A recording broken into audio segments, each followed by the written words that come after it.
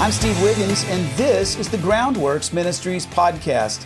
Today we're reading from the book of Hebrews, chapter 1. So let's focus on verses 13 and 14.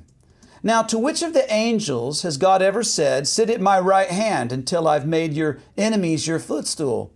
Are they not all ministering spirits sent out to serve those who are going to inherit salvation? That's Hebrews chapter 1, verses 13 and 14.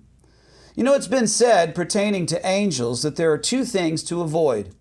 Number one, giving them too much thought. And number two, not thinking about them enough. And I've met people who are completely preoccupied with angels.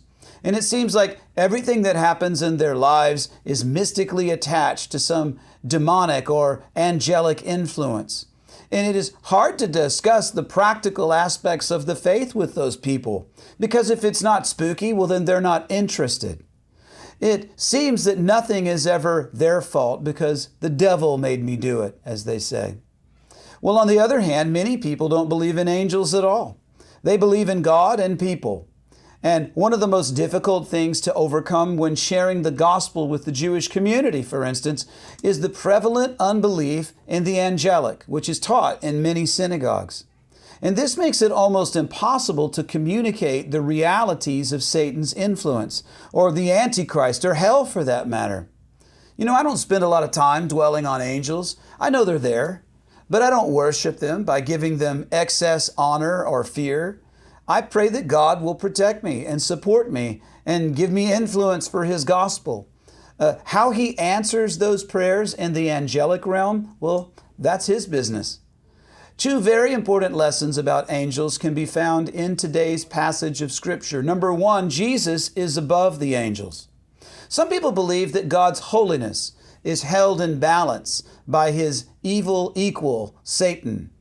Some kind of a yin and yang thing. Well, that's not in the Bible. That's some Eastern mysticism. And it's just simply wrong, because Satan's counterpart is Michael, the archangel, not God.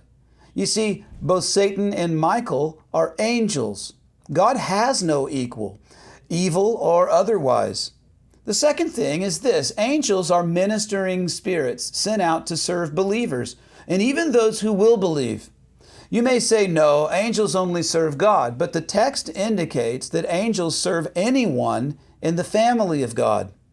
And one of the benefits of being a believer is the reality that angels influence conditions in our lives, and they do it by God's will and by His direction, which is ultimately in our best interest. Followers of Jesus are co-inheritors with Him. As Jesus lived up to the character of the name which He inherited, so should we strive to honor the Lord, whose name we have inherited as believers. And to do otherwise would be to receive His name in vain. Does that sound familiar? Because that's the third commandment. Do not receive the Lord's name in vain. What does that mean? Well, that is to say that we are His and yet live as if we are still the world's. I'm Steve Wiggins, and this is the Groundworks Ministries podcast. Check us out at groundworksministries.com.